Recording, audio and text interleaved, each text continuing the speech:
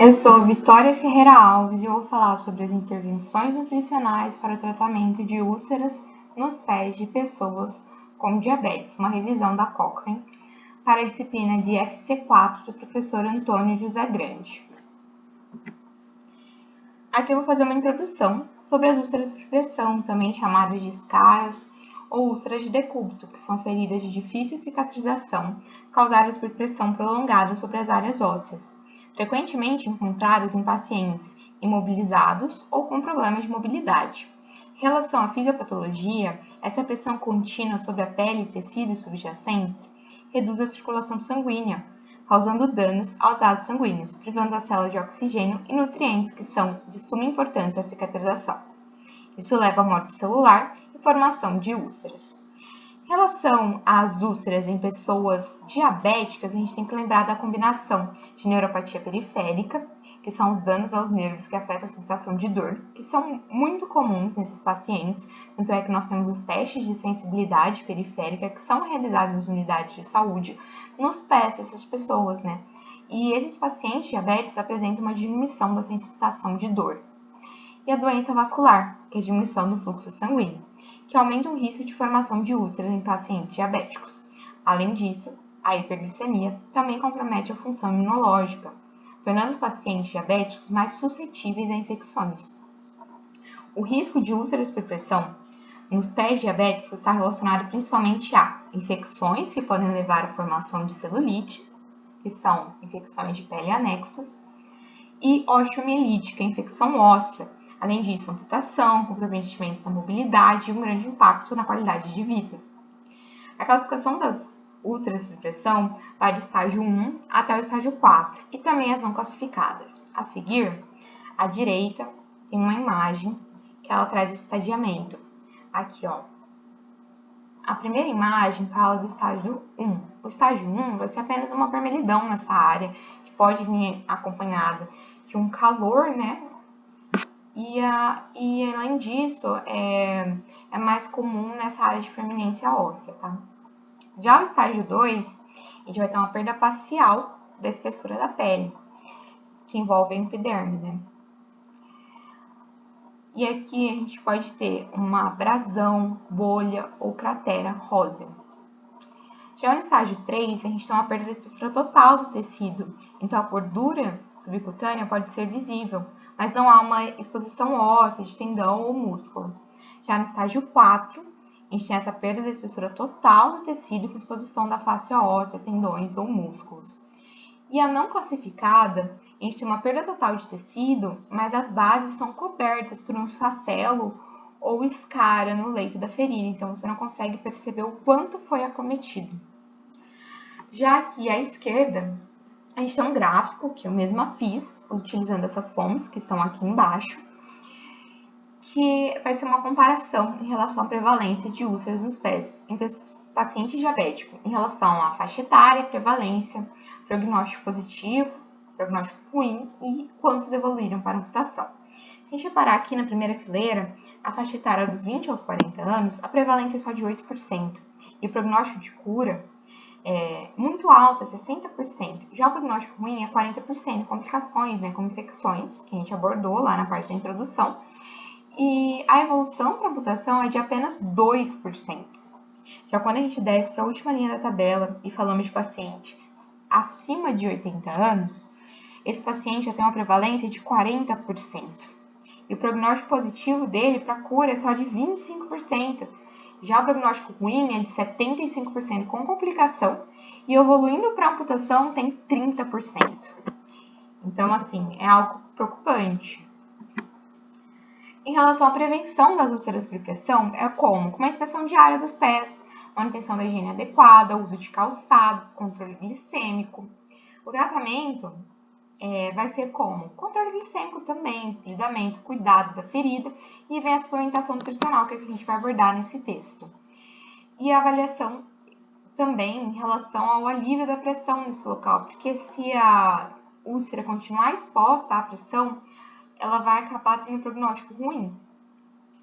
Em relação ao prognóstico e amputação, o risco de amputação é significativo, especialmente em pacientes com complicações como infecção ou gangrena. Estima-se que cerca de 15% dos pacientes com úlceras nos pés diabéticos necessitam de amputação, e os pacientes com mais de 60 anos têm um risco ainda maior, devido à diminuição da capacidade de cicatrização. Agora vamos ao estudo, né? Esse foi o estudo utilizado. Informações sobre esse estudo. O título é Intervenções nutricionais para tratamento de úlceras nos pés em pessoas com diabetes. Os autores são Zena, Maeva e Declan. A fonte é a Cochrane e a data de publicação foi em 17 de julho de 2020. Introdução do texto. O problema clínico, né? Então, esse texto vai abordar a prevalência global, que cerca de 15 a 20% das pessoas com diabetes desenvolvem úlceras nos pés ao longo da vida. O impacto, as úlceras nos pés estão entre as principais causas de amputação não traumática. Fatores associados a elas são má perfusão, neuropatia diabética, controle glicêmico inadequado. Hipóteses, que vai ser o quê? A principal, intervenções nutricionais específicas podem melhorar a cicatrização por otimizar fatores essenciais como a síntese de colágeno e a resposta imunológica. Então, o pico desse texto. Em relação à população, esse estudo inclui pessoas de qualquer sexo e idade, em qualquer ambiente de saúde, com diabetes do tipo 1 ou 2 e que tem úlcera ativa no pé. Intervenção. Vai ser a suplementação nutricional, oral, enteral ou parenteral, de qualquer dose ou duração, ou ambas, ou dieta especial. Já a comparação vai ser entre o quê? Nutrição suplementar mais dieta padrão versus dieta padrão sozinha e entre diferentes tipos de nutrição suplementar. Os resultados, a gente vai ter resultados primários e secundários, que são as formas de chegar ao resultado principal. Como assim? Nos resultados primários vai ser a medida objetiva da cicatrização da úlcera, como tempo para a cicatrização, proporção de úlceras curadas. No resultado secundário, ele vai analisar o quê? Uma medida objetiva de custo da intervenção, aceitabilidade da intervenção, qualidade de vida, desenvolvimento de úlceras, quantas foram necessárias intervenções cirúrgicas e taxa de amputação e incidência de osteomielite. Então, o objetivo resultado principal é a cicatrização de úlceras nos pés, que é o principal resultado mensurado. E aí vem o objetivo desse estudo, que é o quê? Avaliar a eficácia das intervenções nutricionais no tratamento de úlceras dos pés em pessoas com diabetes, examinando se a nutrição adequada pode ajudar na cicatrização dessas feridas e na prevenção de complicações, como infecção, que frequentemente levam à amputação. A importância desse estudo. O tema é de grande importância, uma vez que as úlceras nos pés são uma complicação comum e debilitante do diabetes, com um grande impacto na qualidade de vida dos pacientes e em custos para o sistema de saúde. Essas feridas, quando mal geridas, podem evoluir para infecções graves e amputações, o que torna o manejo eficaz crucial. Além disso, esse tema interliga-se de várias formas com a medicina. A gente vai ter a área da endocrinologia em relação à diabetes, o metabolismo, cicatrização. A área cirúrgica também. Alguns pacientes com úlcera por pressão necessitam de intervenção cirúrgica. Há uma equipe multidisciplinar, a enfermagem acompanhando constantemente esse paciente, um atendimento personalizado. E a farmacologia, que vai ter associação de múltiplos medicamentos. E em relação a esse estudo, foi possível identificar a falta de estudos. Porque esse tema a área de intervenções também é relativamente subexplorado. Embora se saiba que a nutrição ela pode influenciar a cicatrização de feridas, há uma falta de estudos robustos que comprovem de forma conclusiva qual intervenção nutricional é mais eficaz. Então, esse artigo foi bom para um ponto de partida, pois ele reúne informações de diferentes fontes e propõe uma análise crítica dessa lacuna de conhecimento. Então, investir mais nessa pesquisa pode gerar melhora na qualidade de vida do público-alvo, redução de complicações e custos e avanço no conhecimento científico. Esses foram os métodos de buscas utilizados, a Cochrane, Medline, Embase. Metodologia. tipo de estudo são uma revisão sistemática de ensaios clínicos randomizados. São revisões da Cochrane que seguem rigorosos padrões metodológicos de seleção, extração, análise. Participantes incluídos são pessoas com diabetes mellitus e úlcera nos pés, então os pacientes que não têm essas condições são excluídos. E critérios de avaliação da qualidade, foi a escala GRADE. Então, para esse estudo, foram incluídos 9 ensaios clínicos randomizados, totalizando 629 participantes. Então, esses 9 estudos estão aqui, né? Eu vou falar um pouco mais sobre eles. No estudo 1, a gente teve a suplementação nutricional oral com 20 gramas de proteína por frasco de 200 ml. É um suplemento nutricional com vitaminas, minerais e oligoelementos adicionados, versus o placebo para o tratamento dessas úlceras. Foram 53 participantes, tá?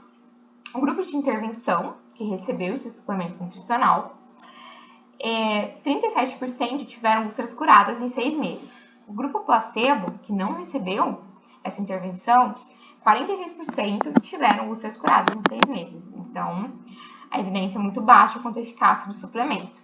Já a taxa de amputação ela foi mais alta no grupo que recebeu o suplemento nutricional, então ficou-se uma dúvida aí. Mas ainda assim é uma evidência muito baixa. E em relação a eventos adversos, os dois grupos tiveram a mesma porcentagem de 3%, que foi uma morte em cada grupo. Bom, o estudo 2 foi suplementação de arginina, glutamina, beta-hidroximetilbutirato versus o placebo, tratamento de úlceras nos pés. Foram 270 participantes. O grupo de intervenção recebeu esse suplemento de arginina, glutamina, e o grupo controle foi apenas o placebo. Aqui está a quantidade de participantes. 50% dos pacientes do grupo da intervenção apresentaram cura da úlcera, em comparação com 46% do placebo. Ainda assim, uma evidência muito baixa. 29,5% do grupo de intervenção apresentou uma nova úlcera, em comparação com 28,4% do grupo placebo. E a amputação foi de 2,3% do grupo que teve a suplementação, em comparação a 3,5% do placebo. Então, o placebo teve uma maior taxa de amputação.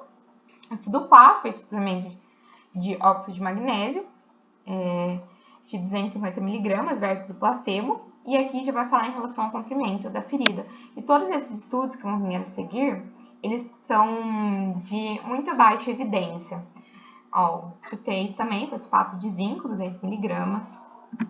Aqui o 5, 100 mg dia de ácido graxo, também muito baixa evidência.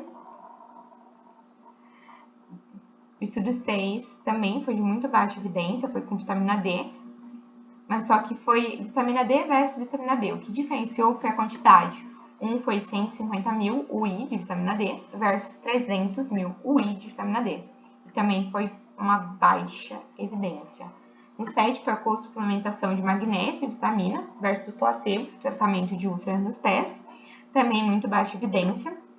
E o 8 foi vitamina D versus placebo para tratamento de úlceras nos pés. Aqui, esse estudo ele já teve uma evidência melhor. Ele indicou que a vitamina D pode reduzir o comprimento e a profundidade das úlceras dos pés em pessoas com diabetes, mas há uma baixa qualidade das evidências e limita a confiabilidade desse resultado. Então, os resultados principais são o quê? O suplemento com proteína, né? O de zinco e o ômega 3. Bom, em relação ao viés de risco. O viés de risco ele se refere ao erro sistêmico ou distorção na coleta, análise, interpretação ou apresentação de dados da pesquisa. Em relação a essas cores, a gente pode ver que o quê? O verde significa baixo risco de viés. Então, quanto mais um estudo tem essas bolinhas verdes, ele é bom, porque ele tem menor viés. A bolinha laranja é um risco pouco claro, então, assim, não se sabe dizer bem. Já a bolinha vermelha é um alto risco de viés. Então, esses estudos têm uma menor confiabilidade.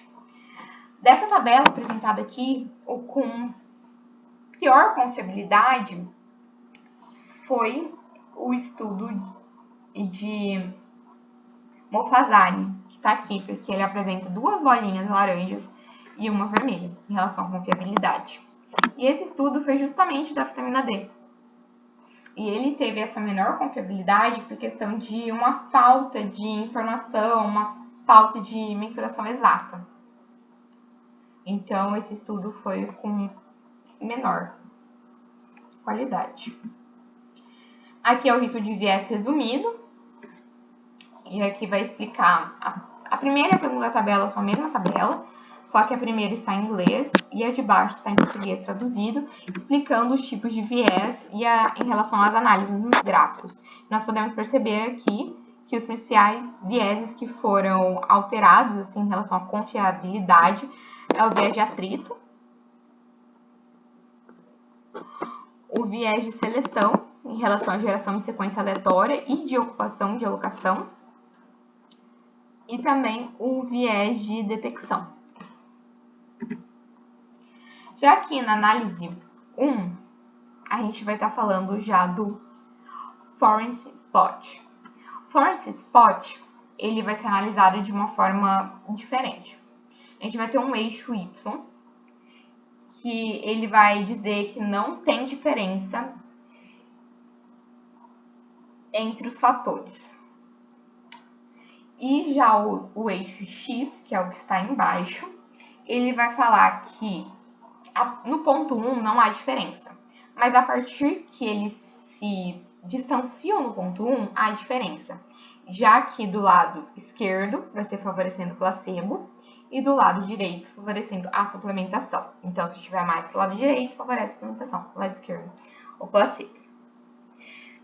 Quando a linha horizontal, essa linha que tem esse quadradinho, ela cruzar, tocar o eixo Y, indica-se estatisticamente que não há diferença significativa entre as duas intervenções. E é o que a gente vai ver na maioria dos gráficos aqui, que as linhas vão cruzar sempre o eixo Y, porque falta estudo, falta uma análise mais crítica. Então, ó, sempre no Forest Spot a gente vai ter esse cruzamento no eixo Y. Isso é de cada estudo, estudo 4. Aqui uma coisa diferente, que foi no estudo 8, que é aquele da vitamina D. Só que ele é um que tem maiores riscos de viés, né, entre os estudos que foram utilizados. Mas aqui você pode ver que o losango ele não está cruzando o eixo Y aqui embaixo. E ele está mais favorável ao lado da vitamina D. Então, dá-se a entender que a vitamina D ela foi melhor nesse quesito. Então, a qualidade de evidência desse estudo é moderada a baixa, devido a fatores como risco de viés ou falta de estudo de alta qualidade, com grandes amostras e metodologias robustas. A qualidade de evidência apresentada no artigo ela pode ser classificada de acordo com a escala de grade. Aí a gente vai ter risco de viés nos estudos incluídos, a escala traz. A escala traz também inconsistência dos resultados, imprecisão também e direção da evidência, porque se os resultados de diferentes estudos indicam inconsistências dos mesmos efeitos, a qualidade de evidência é mais forte. Então, é isso. Desfecho, a revisão sistemática analisou os efeitos das intervenções nutricionais no tratamento de úlceras nos pés em pessoas com diabetes. No entanto, os resultados incluídos apresentam heterogeneidade e a evidência não foi forte o suficiente para tirar conclusões definitivas sobre a eficácia dessa intervenção. E conclusão que as intervenções nutricionais podem ter um papel no tratamento de úlceras nos pés em pessoas com diabetes, mas a evidência é limitada de qualidade moderada a baixa. São necessários mais estudos de alta qualidade para avaliar a real eficácia dessas abordagens. Profissionais de saúde devem considerar as evidências disponíveis com cautela ao implementar tratamentos nutricionais. Bom, essas foram as referências utilizadas para fazer esse slide. Por fim, obrigada. E lembrando a importância desse estudo, principalmente pela alta taxa de amputação com o passar da idade desses pacientes com diabetes e úlceras nos pés.